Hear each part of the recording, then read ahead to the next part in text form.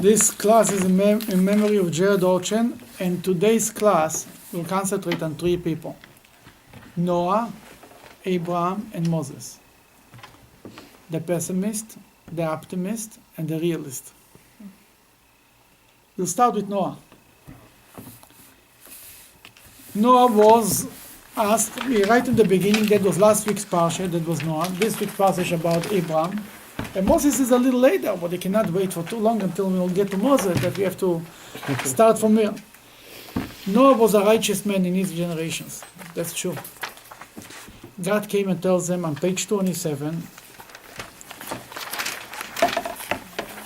number 13, God said to Noah, God said to Noah, the end of all flesh has come before me. The world is filled with man's crime. I will therefore destroy them with the earth. I will destroy them. I'm tired of it. It's bad. I don't want to hear from it. Then go to number 17.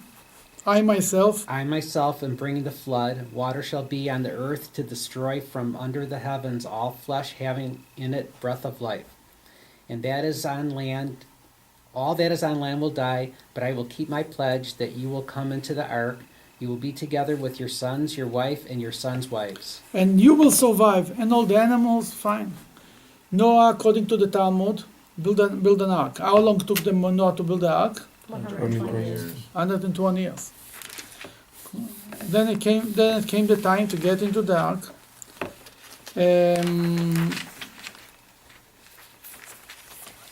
God had to give him an order to enter the ark. God told him on page 29, number 1, God said to Noah, come into the ark, you and your come family. into the ark. Go ahead. Why you had to tell him come into the ark? Because Noah didn't want to come. Noah was waiting. Maybe it's not going to happen. Maybe the rain, it's only raining. Who came? Noah and his wife, right? Go ahead. I have seen that you are righteous before me in this generation. Mm-hmm. Take 7 pairs of every clean that's animal. not, then we'll skip this. Okay. Number 6. Actually, number 7. Noah, along with his sons, his wife, and his sons' wives, came into the ark ahead of the waters of the flood. That's it. Noah and his wives and his sons' wives. How many people were there? 8. 8 people. No friends, no cousins, no second cousins, no disciples, no scholars. Gurnished. No one came with Noah. Noah was not able to bring one person, to convince one person to get on the ark, to believe that it's going to be a flood. It's unbelievable. Because they couldn't convince him, or they weren't worthy to get on the ark? It's not written they were not worthy. God told them, you have to go to the ark. If we would, why they were not worthy means they didn't do tshuva. That he wasn't able to influence one person to be better. Basically, if he would convince somebody that it's going to be a flood, they would do tshuva, right? If you know that it's coming a flood in a week, and the only way to survive is by doing tshuva, I believe he would survive. He would convince at least a minion, 2 minions, something. In 120 years. 120 years, yeah. I mean, a few people died, but a few people, no people. Why they didn't do tshuva? Because they were not convinced it's going to be a flood, right? Why they were not convinced it's going to be a flood? That Rashi says, Noah ma'amin ve'ino ma'amin. Himself was not sure. Yeah, flood, not flood. But it's not that he didn't believe that God can bring a flood. He didn't believe, he didn't have faith in people. He didn't believe that his message will resonate. People will listen to it. You know, the Rebbe, to influence the world, it's not enough to have faith in God. You need to have faith in people, that the people will be ready to listen to you, that they want to hear it. You have to have faith in people, that there is good in people, that they want to do the right thing. Noah did not have it. Noah was a pessimist. Oh, it's never going to work. No. You know, you come with a new idea. Let's do this. Right away there is the people say, no, it's never going to work. Sure, if everybody says never going to work. You know what the difference between, it's a cultural thing. In Israel, you come with a new idea. Oh, it's never going to work. Many people, there are in the world, there are pessimist people. And I came to Solon Many people told me, it's never going to work. You're wasting your time. My father-in-law went to somebody to ask him for a donation to open this, to start. He gave him the donation because he respected him, but he met me years later and he told me, I told your father-in-law, it's a rausgeworfene Geld. It's throwing away money. It's throwing money, nothing will happen. He told me that after when we were already in this building. With this pessimism, you never go anywhere. My luck was I didn't understand English. If you don't have the faith that you're going to influence, you'll never. If you don't believe in it, they will believe in it. You sell something. I have a product. It's not so bad. Yeah. Who is going to buy? Are you a good actor? Usually. If you don't think that you're good, who should think? That was the problem. That was Noah. He entered the ark.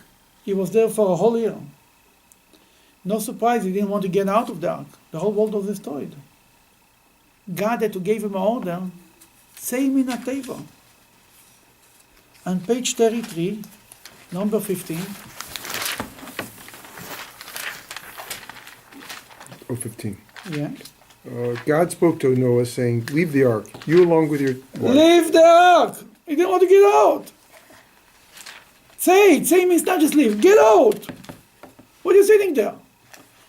He didn't want to leave because he was destroyed. He was depressed. He gave up on the world, on everything. Like people after the Holocaust, they were depressed. They didn't want to continue life. And the Zohar says something very interesting. Zohar says God told Noah, so to speak, Raya Shatye, foolish shepherd. It's written that Noah, when he came out from the ark, he cried. But God told him, if you will give one cry before that, maybe you'd save the world. Save something. Why God came to Noah and told him, I want you to know I'm going to destroy the world, build an ark. That God needs Noah's permission. He could put Noah in a cave and close him down by default to save him. And he needs Noah to build the ark. He couldn't build. Think about it. There were 3 floors in the ark, right? How big was the ark? About the size of a football stadium. 300 cubits. 450 feet. That's the size of a football stadium? Yeah. Well, football field. Football field, 300. 300 plus the end zones and everything. It's the size of like a high school football field, basically. It's huge. But not like a stadium. We'll sit inside I it. mean, it doesn't seat 100,000. Yeah. We didn't plan to save 100,000. There were 3 floors, right? In the bottom was for Waste. garbage. The middle was for And animals. And the top was for people. At that time, animals didn't sleep with you. It wasn't like today that your dog is rolling into your bed, in today's crazy world. Animals had the floor and people had the floor. Then all the animals, the whole zoo was in the second floor, the middle floor. Upstairs, in the penthouse, were only 8 people. Obviously, God planned it for many more. There was a lot of space there. Actually, when you think about it, there's more space because the ark kind of comes out, you're at the very top of it. But Maybe a the little wider measurement up that they say it, maybe, I don't know. It must be this way, right? No matter what, it was a lot of space there. 8 people, everybody had his own room, and then what? Then, obviously it was meant to be for more people. Maybe we would say 50 people, 100, 200, 2,000. The bottom line is Noah didn't save other people. He didn't believe that his message will be accepted. He didn't believe in people. He didn't believe in his own message. He was a pessimist. What came out? He came out from the ark. We read there, next page. Next 2 pages. On page 37, number 18. Number 20, actually. Michael? Noah began to be a man of the soil, and he planted a vineyard. He drank some of the wine, making himself drunk, and uncovered himself in the tent. He made himself Noah started as the man of God, Ish Elokim, right? Ish Tzaddik, a righteous man, and he ended up as Ish Adama, as the man of the earth. He started very high, because when you don't care for others, when you don't have the power to influence others, who needs you? For yourself? Goodbye. That's Noah. That's a pessimist. We will not concentrate too much on Noah. We don't blame him. We don't blame Noah. You need to understand. It's only what we can learn from Noah. What we can learn what not to do. Noah was like the oldest son. Oldest child doesn't know how to argue with his parents. Whatever the parents tell him, he's doing it. The younger child, the third child, he gets a whole full education. He already sees his brothers and his sisters, knows how to argue with his parents, or to say no. Noah, God told him to do something, he did it, finished. Then Noah didn't know, so to speak, any better. Then came Abraham. That's our Parsha. As far as Noah's influence on his sons, Muhammad, that didn't go so well. Shem started a yeshiva. It probably wasn't. Shem was a good guy. And Yafet. It was not bad. Not bad. Was a good guy. Not great. Not as Shem, but not bad. Yafet is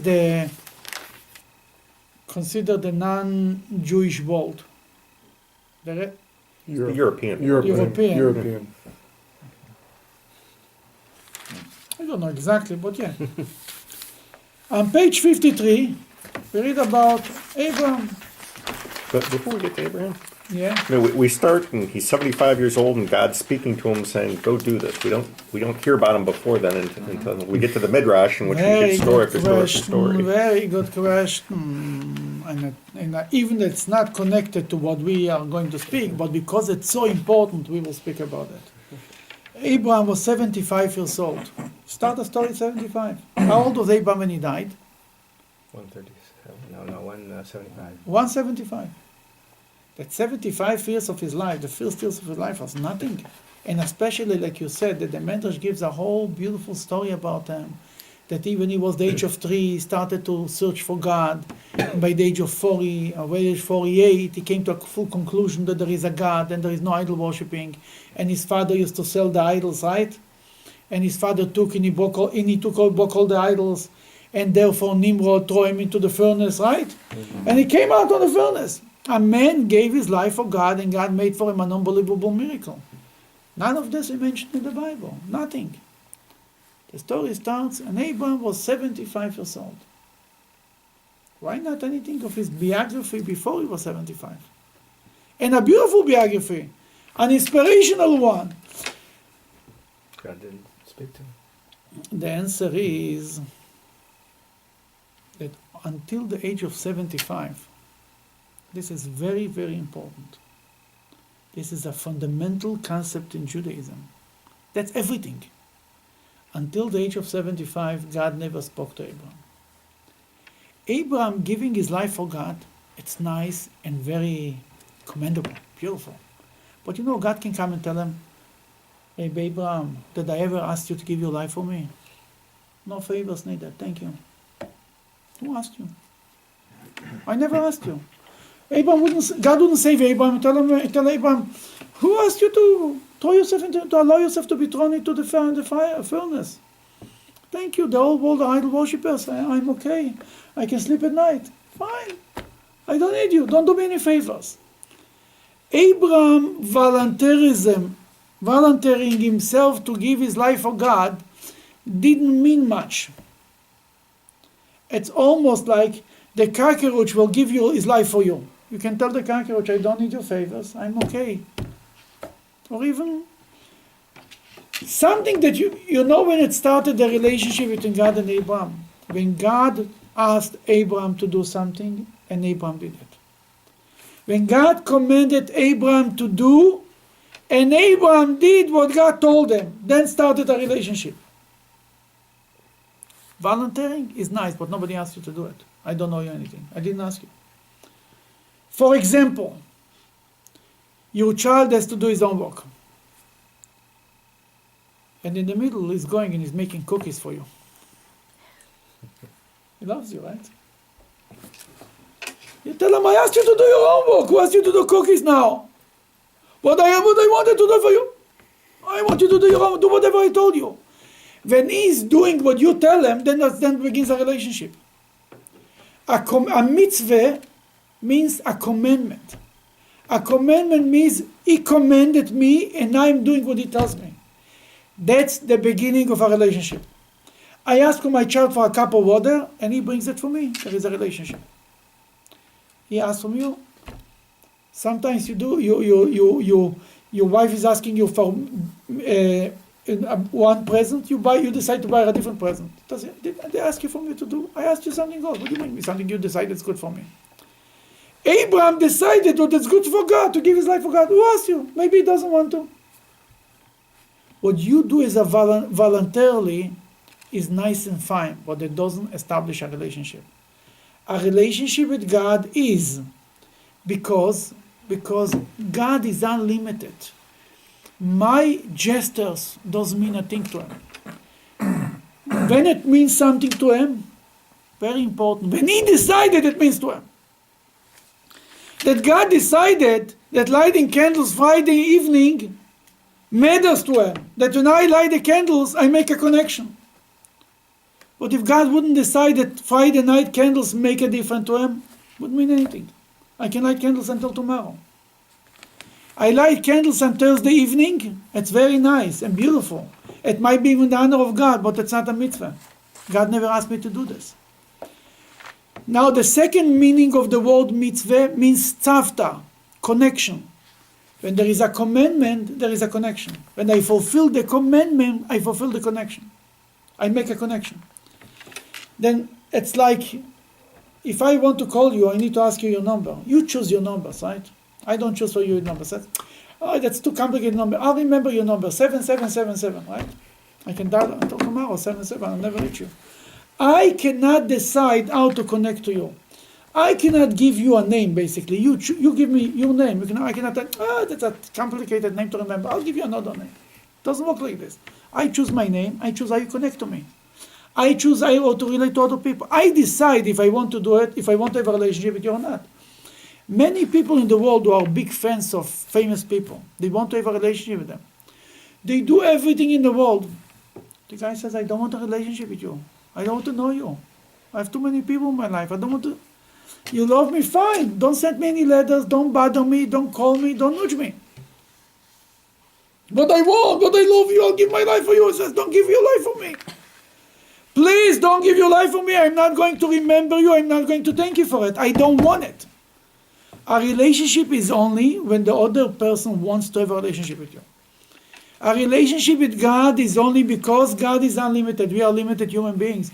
We cannot decide the relationship with Him. He has to decide. He creates channels and He tells us, when you call me on this number, when you do this mitzvah, you make me happy. You make a relationship with me. That's why when started a relationship between God and Abraham? When God told Abraham, go, do something. Then the story before that doesn't make any difference. It's a nice story. But the Bible wants to teach us a lesson here. The relationship starts, Lech Lecha. Until Lech Lecha, there is nothing to talk about. Did God want to establish a relationship because of what Abraham had already done, because of his marriage? Yes, absolutely. Okay. I think so. Or did he just say, throw the dart and say, that's my man? It could be this way too.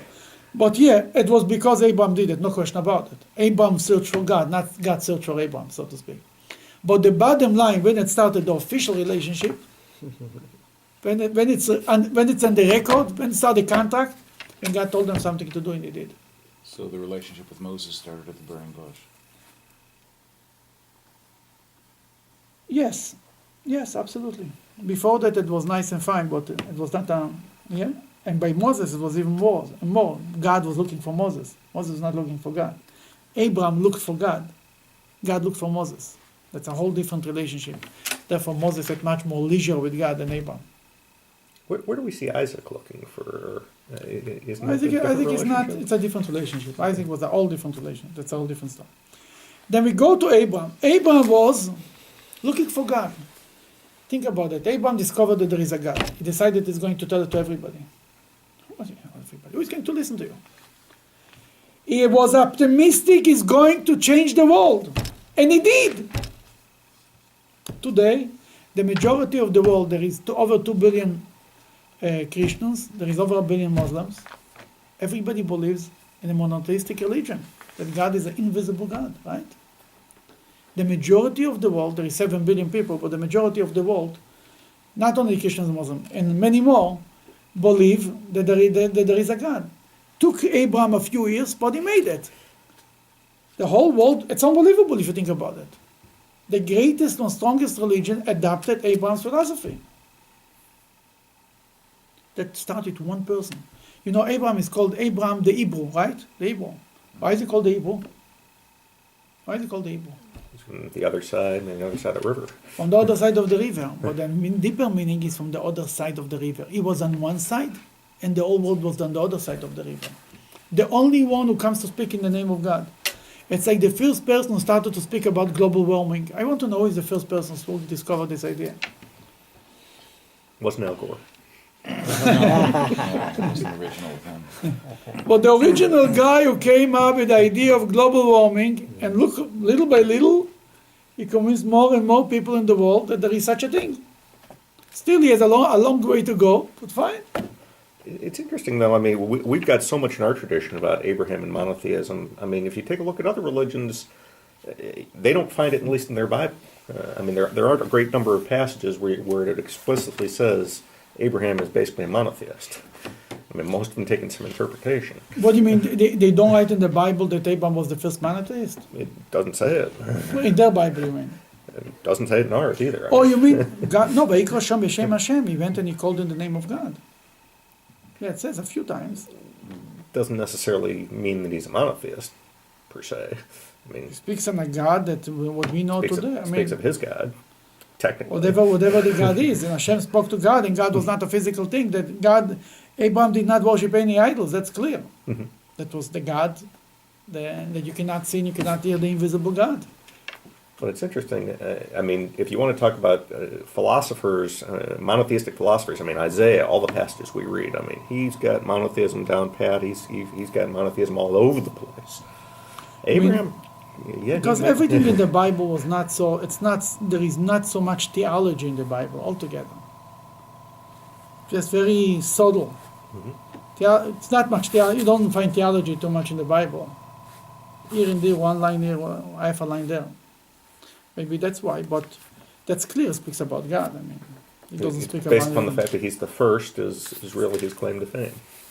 You're right. Although he's not technically the first, because there are a lot of commentaries that say, look at all the people before him. Before him, yeah. Before him, Noah also believed in God. But Noah had it from his father. Abraham was the first one, that's number one. Abraham was the first one to find it himself, not by his parents. But more than that, Noah was sitting in his own little cave and believing in God. Abraham made it the in thing to do. Vayikra Shem B'Shem Hashem Kei Lo Elom. He went around and he announced about God. He set up shops. He set up a restaurant. He made it the in thing to believe in God. He went to live next to Sodom. He went to Egypt. He went all over. That's the difference. That's why Abraham. What people believe for themselves, it means nothing. What you made a difference, you made a dent. You convinced anybody with this. That's why Abraham is number one. Interesting, though, all those stories come in our midrashic literature, right? You don't find it in the text of Abraham being the great spreader of monotheism. He wasn't commanded to spread monotheism. God didn't. First of all, look on page 57, number 8, for example.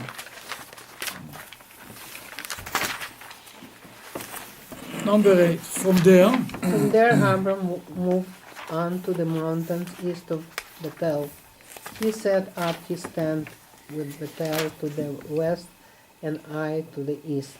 He built an altar there and called in God's name. Abram then. 1 second, that's it. He called in God's name. God, he went around and he called in God's name. That's written this line a few times. Vayikra Shem B'Shem Hashem. What else you want it to be written? That he gave him a theology lesson? Well, he's quite a theologian in our rabbinic literature. Like everything in the Bible is very little, and the rabbinic literature is developing it. It's not new about that. Wasn't there also Yeshiva, Shem, and Aver? Yeah, there was Yeshiva, so but it's also in the Talmud, not in the text. Fair enough. Okay. Yeah.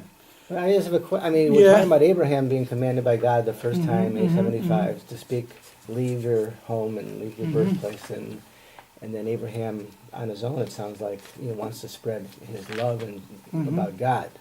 Okay, but God didn't. It doesn't sound like God commanded him to do that. God told him, Lech Lecha, to go. To go for what? To go around, to spread it. Go to the land of Canaan. That makes him even more. I mean, God told, God, and the birth of Isaac, all of this proved that he was right. That was the proof that there is a God, that his God is delivering. But let's go to the idea that we talked about, that Abraham was optimistic. He went to Egypt. Things were going back in Israel. He went to Egypt. He didn't lose his faith. He went to Egypt. Tell him to Make it cooler? a little cooler. Yeah, if you don't mind.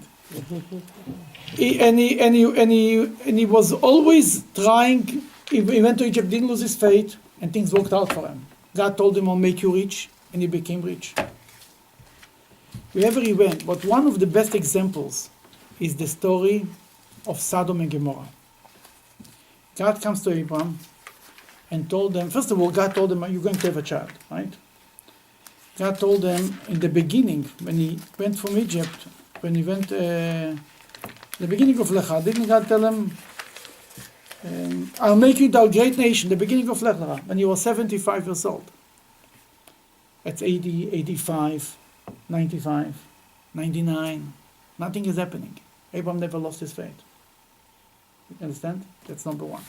But the story of Sodom and Gomorrah, God comes to him in the next week's parsha and tells him, Abraham, I'm going to destroy Sodom, right? Why? Page 82, 81 actually. Number 20. 81, number 20.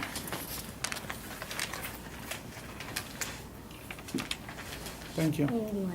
God then said, the outcry against Sodom is so great and their sin is so very grave. I will descend and see, have they done everything implied by the outcry that is coming before me? If not, I will know. The men turned from where they... If you don't mind to read one line before number 17. God said, number 17. God said, shall I hide from Abraham what I am going to do? And then he told them what he's going to do. Okay, go back to 22. The men turned from where they were and headed toward Sodom. Abraham was still standing before God. He came forward and said, will you actually wipe out the innocent together with the guilty? Suppose there are 50 innocent people in the city. Would you still destroy it and not spare the place for the sake of the 50 good people inside it? Okay, God, let's stop right here.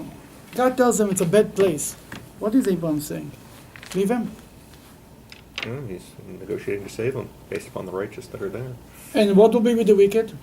The righteous would save the wicked. And what do we continue to be wicked? Then what we accomplished? Potentially they can repent. Oh, Abraham believed. Abraham was optimistic. He said, we can bring them back. We'll make it work. We'll make it work. Don't worry. Don't worry, God. I'll bring them back. I'll turn them around. As much as Noah was a pessimist, that's how much Abraham was an optimist. An optimist is also somebody who's a little bit not realistic, too much of an optimist. We will make them.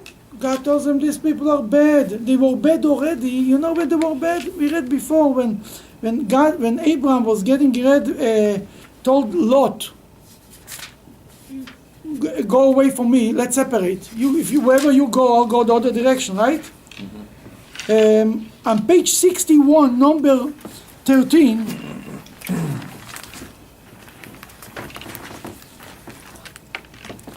The text said, 61, number 13.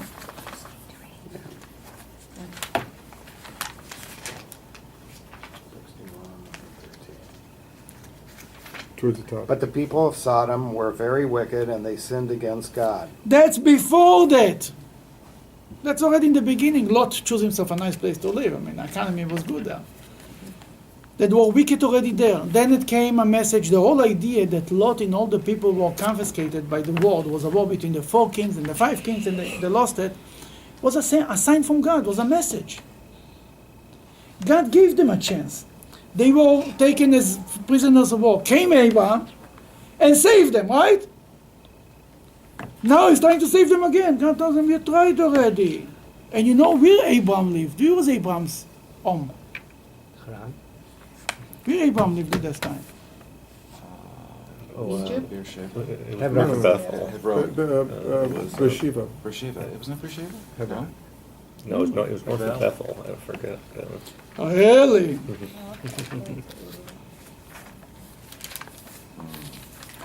Where was Abraham live? 10. Near Shechem. Well, he was in Beersheba. Well, he was in Beersheba after the binding of Isaac. Turn to page 89. On top of the page.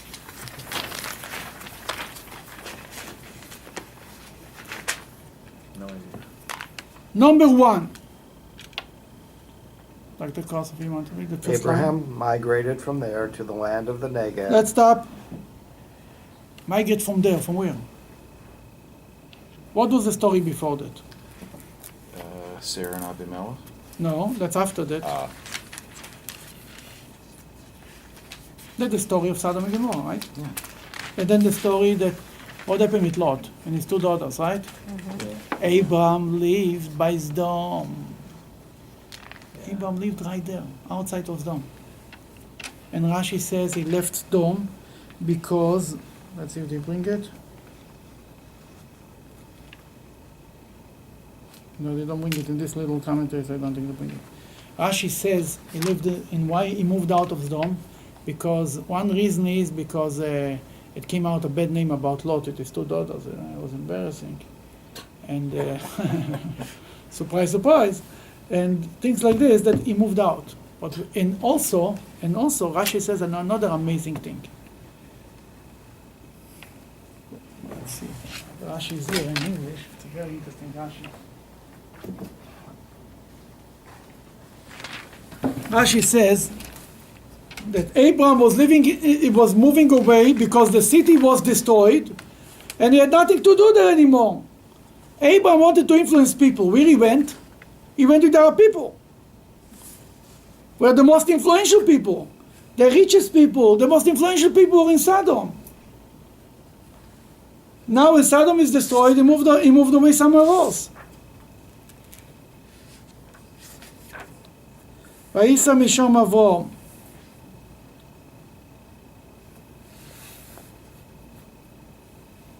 Here is the Rashi. You want to read it? Read this. Abraham journeyed from there. When he saw that the cities were destroyed and the travelers ceased passing by, he departed from there. He saw, that's the first explanation. He saw people, no more traveling. No convention center, no business. Las Vegas is over, finished. They had nothing to do there. The second explanation. An alternative explanation, in order to distance himself from Lot, who had acquired a bad reputation that he was incestuous with his daughters. That Abraham was living next door to Sodom. He believed he can bring them to do tshuva, let them repent them. He can influence all of them. He was an optimist. He believed he can turn things around. God told him, okay. It's interesting, the whole discussion that God had with Abraham. God told Abraham, Abraham told God, is it fair? The judge of the whole world did not do judges. God told him, you know what? You make the judgment. You tell me the measurement. You make the rules.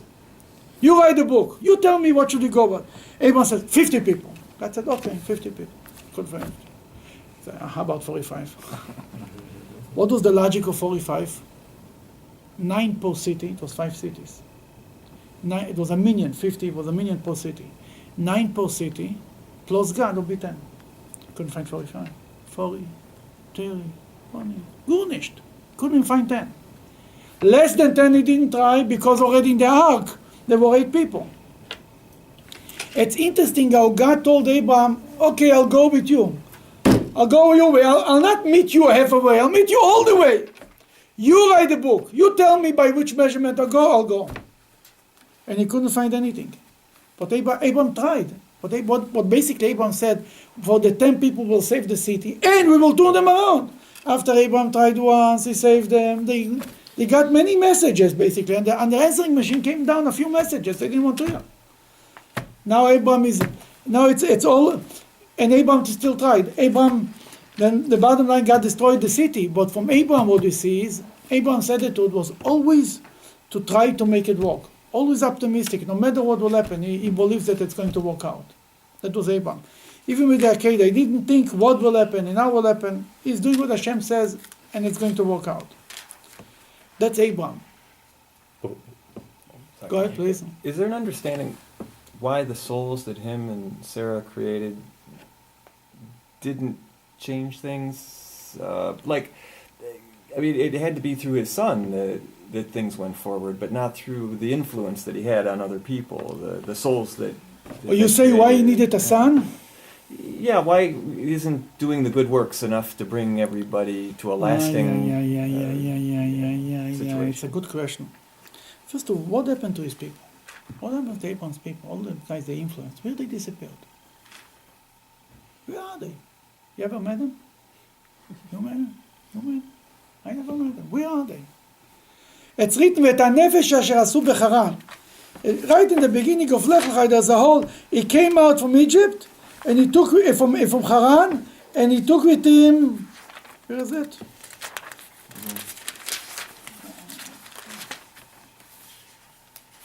Yeah, but, on page 57, the second line it's written, and the people they gathered. They gathered they had the whole following. They were Hasidim. Not 800,000 people, but 8 Hasidim. What happened to him? Where are they? When he needed a daughter for his son, you would think there would be a lot of righteous people, right? That he could... That's another issue. We'll get to it. But we will not go so fast. You know what happened to these people? They are gone. I think, this is my commentary, when was the turning point? Maybe it's written somewhere. When do you think the turning point was and the people left him? After Sodom got destroyed? No, Isaac is born. The binding of Isaac. Usually when things get bad. When you think would be the right point that people would leave him? When he died. What was a commandment from God to do? Oh, circumcision. He came and said, God does the circumcision. That's a good Shabbos. That was very nice. As long as we were talking philosophies, no. Circumcision, okay. I'm busy now. I have an appointment. I'll see you next week.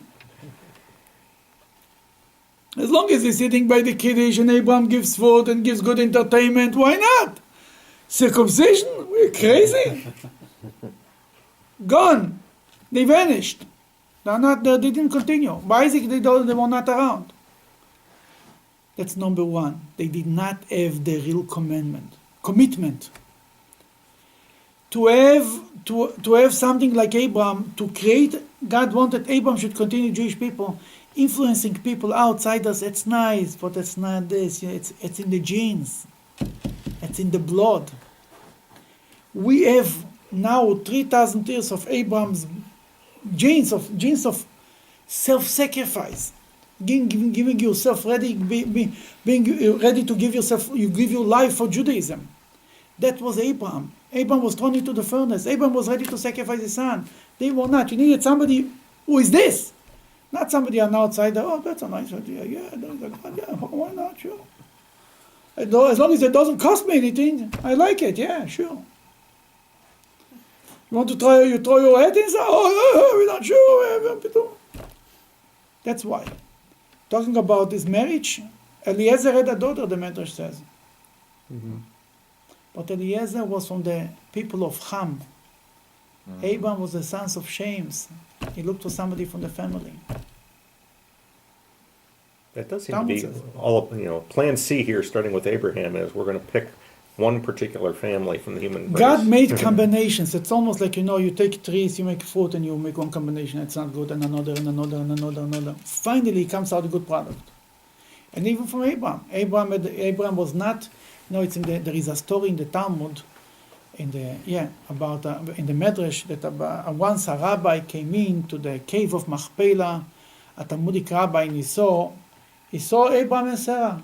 And Abraham was in a Sarah's lap, and she cleaned his ear from lice. What was the meaning of it? It's a metaphor. that Abraham was lower than Sarah. Sarah was above him, he was in her laps. Why? Because from Sarah is the mother of the Jewish people, right? Only for Isaac. Abraham is the mother of everybody. In his ear there is a lot of other connections, not just Abraham, not just this.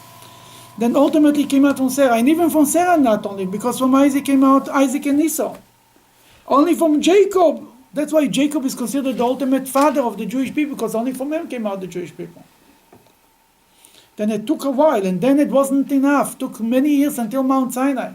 And only by Mount Sinai it became the ultimate Jewish people. It was a long journey, yeah. From the creation of the world until Mount Sinai. How long was it? How many years was it? From 3,200. No, from creation until Mount Sinai. 2400. 2400. Took a while. That was the story. That's how it took so long for Abraham. You had a question? I forgot already. That's okay. Yeah, which one it is, I'll come up with. No, we can. Well, yeah, wait, the plan A, plan B, plan C. Plan A is Adam, didn't work. Plan B is Noah, didn't work. Plan C, we've now got Abraham. I'm not sure it didn't work. It's a part of the process. It's like your child. You need to teach. You need to learn from his own mistakes. Until he doesn't fall off on the bike, he doesn't know how to drive the bike. Until he doesn't put his finger in the fire, he will not know it's hot. If you can tell him until tomorrow, humanity needed to go through all these stages. I don't think it's an accident. Not Adam is an accident. Not Noah is an accident.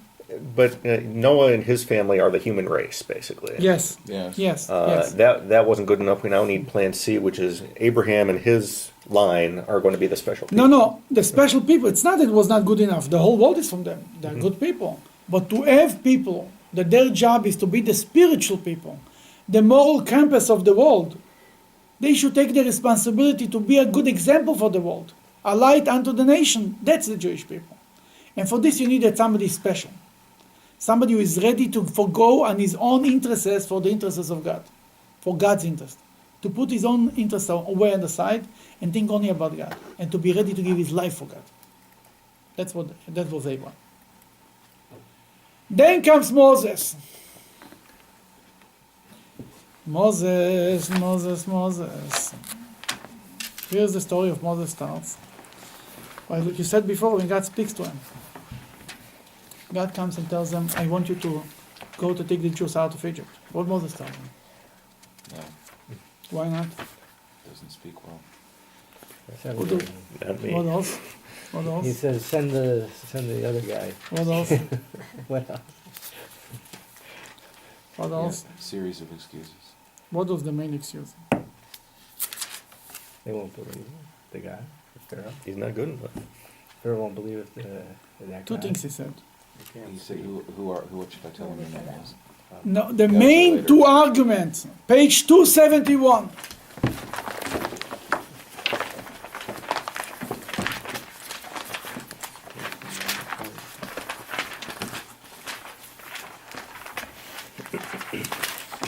(271) number 13.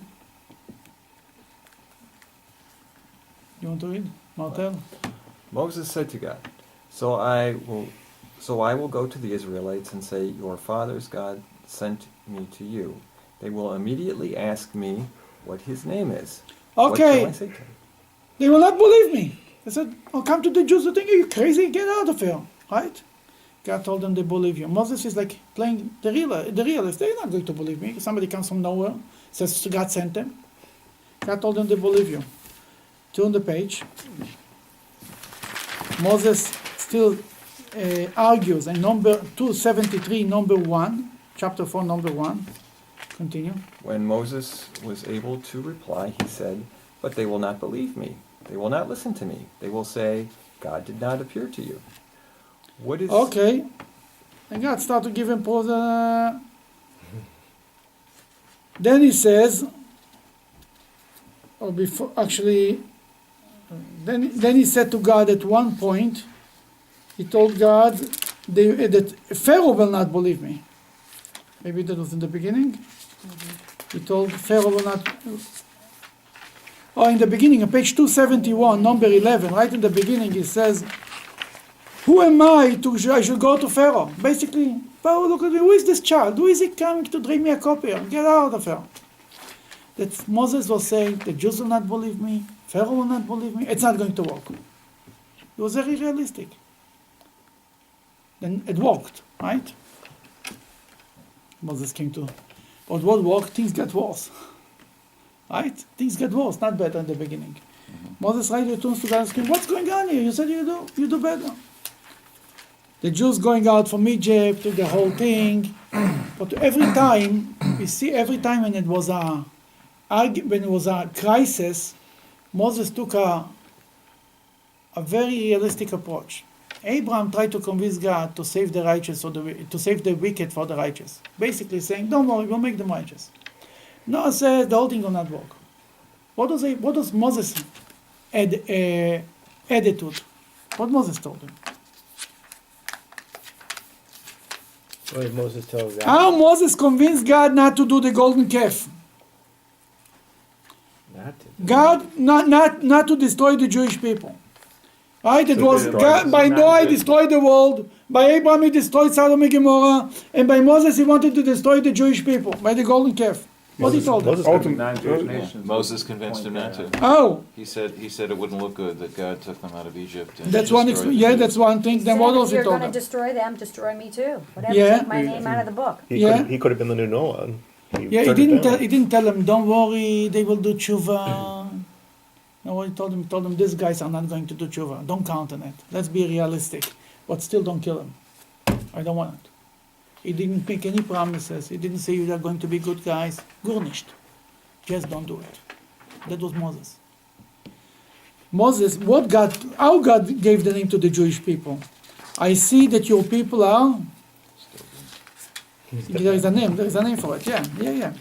On page 451. That's right, stiff neck. On page 451, number 9.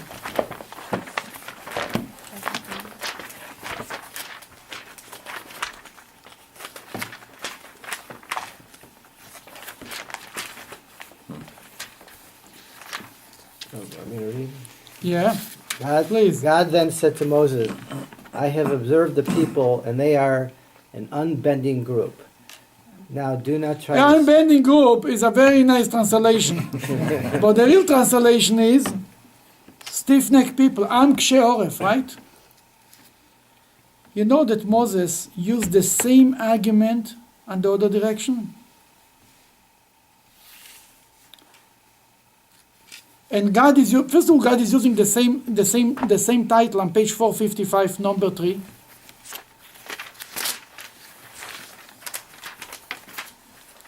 Number 3 and in number 5 is using the same title.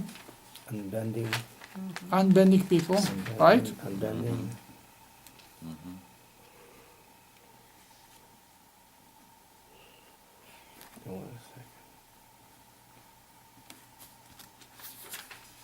Why do they have to take off their jewelry? That's another story. We're not getting into this. Then, I cannot find it here where exactly it is, but it's somewhere around here. Moses tells them, because the Jewish people are am kshe oref, because they are stiff-necked people, therefore she will forgive them. The same argument that God was using to say that the Jewish people should be destroyed because they are stiff-necked people, Moses said, they are stiff-necked people, right? Then forgive them, then don't bother. It means to say, Moses didn't try to say, no, they're good people, they're going to be good next week, there's going to be Gurnished. He says, that's who they are, and let's deal with it. Very realistic about life. Telling God, you're right. You're right, but it doesn't help you. And because you're right, don't fight with them.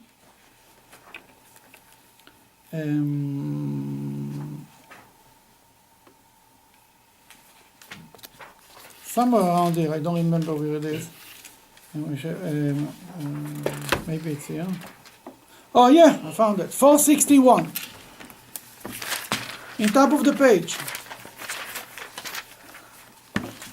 Right in top of the page. Want to read? You read it? I did read. Okay, right. 10. Before God 10. said, No, in top of the page. Are indeed pleased with me, O God, let my Lord go among us. This nation may be unbending, but forgive our sins and errors and make us You strong. see? The nation may be unbending. The same word in Hebrew, Am Ksheoref. Forgive, go with us. The nation is unbending. The same exact expression. Am Ksheoref. Therefore, therefore, you should forgive us. Moses doesn't try to paint it nicely. He doesn't try to make it very good. He says, yeah, this is the unbending people. You're right, God, I agree with you 100%. Am Ksheoref. Therefore, you should forgive them. Therefore, don't bother. The same argument. That means Moses said, I'm not going to change. We are not going to change the situation. Then we see it another story. You can say that God made the Jewish people that way. I mean, He made them a hard You're right. individuals. I mean, being a stiff-necked, Jewish. exactly, we very talked good about point. The other night, in adverse situations. Being Not a to give stiff-necked people is a. My father once told me that when he prayed in Russia, he always prayed that his children should have one thing: be stubborn. He said if they'll be stubborn, they will stay Jews. If they will not be stubborn, they'll be over. You know what? That's the best ingredients a person can have as a Jew. Oh, it's everybody can do encourage. My father was the ultimate stubborn man. He gave a piece of it to every one of his children was enough. He was stubborn more than all of us put together. But that's what it's all about. Am Ksheoref is the best compliment for the Jewish people. Because they are stiff-necked people, that's why we didn't bend. And we didn't, that's why I say unbending people. Unbending people is the best compliment. God says they're unbending. Moses says, you bet they're unbending. That's why they're here. If not, they would go somewhere else. They'd go to Las Vegas. Who knows where they want to go? It's almost when you use that phrase unbending, it's not like, the Gentiles sometimes would bend and bow in a way. It's also Take it true. too far. Yeah, a little bit, because the Jewish people were bowing too. I mean, Oh, you remember a story, the Jewish people wanted food, meat? Yeah. Quail. Well, yeah, where was it? You remember? And they got nothing but meat. Tons of Until they got sick Right. and died. That's right. Look on page 719, if you don't mind.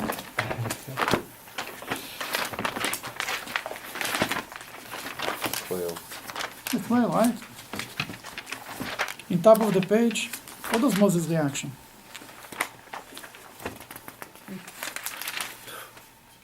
Number 21. Read it.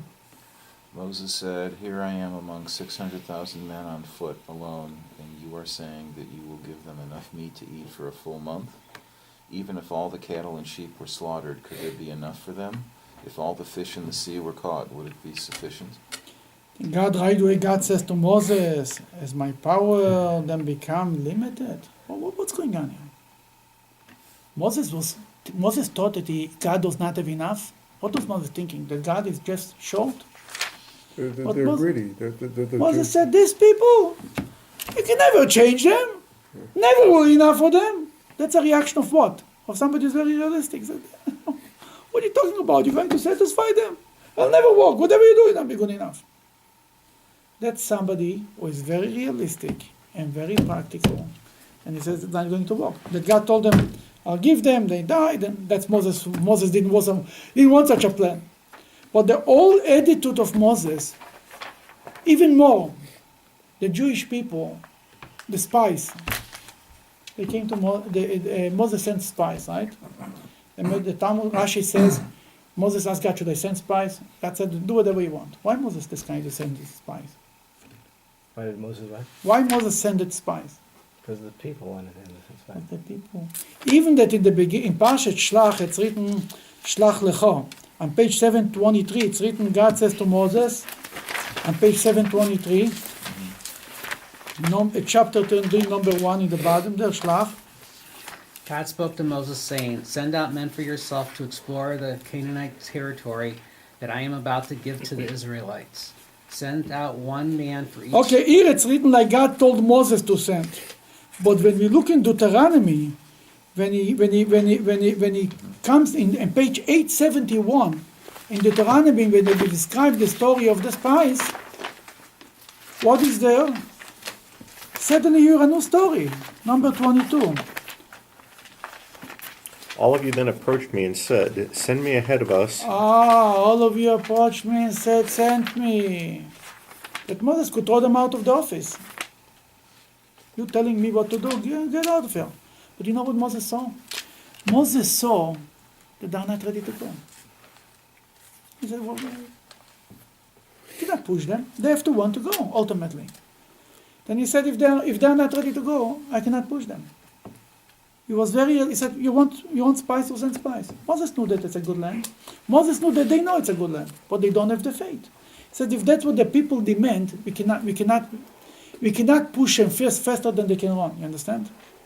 And therefore, Moses in the beginning tried to be a little over-optimistic in Baalotcha. There is, right before the story with the quail, there is like a 5 minute of amazing optimism. Moses thought that here we are going to the land of Israel. He tells what's his name? He tells Jethro, his father-in-law, stay with us. We are going to Israel. That was for 5 minutes. And right after that, on page 715, Moses told them, on page 713 actually,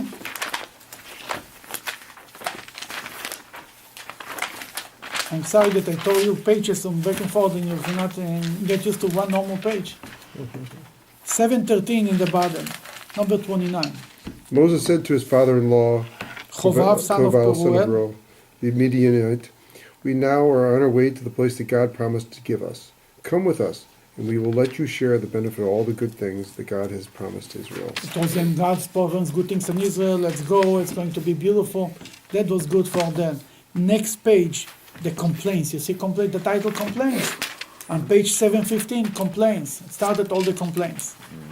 And the last proof that Moses was a realist is in this parsha. And right, just don't go too far. You remember the story with Miriam? Miriam spoke Lashon Hara. Yeah. And God punished her and she became... Leprous. Yeah, page 723. What Moses said, Moses prayed for her, right? Yeah. The shortest prayer in the Bible. 5 words. On page 723, number 13. Mike, you want to read? Number 13? Moses cried out to God, "Oh God, please heal her." Oh God, please heal her. Rashi says that Moses said to God, God, tell me, are you going to cure her or not? I just want to know an answer. You're going to cure her or not? That was Moses. That's how Rashi explains this short prayer. Are you going to do it or not? Let me know. No long discussions. Take care of business. Moses was able to take the Jews out of Egypt. If you're a pessimist, you cannot accomplish it. If you're too much of an optimist, you cannot accomplish it. You have to be you call it? It's optimistic, but a little bit realism wouldn't hurt you. Know where you're standing. But you have to be an optimist. That was Moses. Noah didn't save his people. Abraham didn't save his people. Because too much optimism also doesn't do it. Because you're not realistic. Moses turned to God and said, "Now, stiff-necked people, too bad. You're going to save them."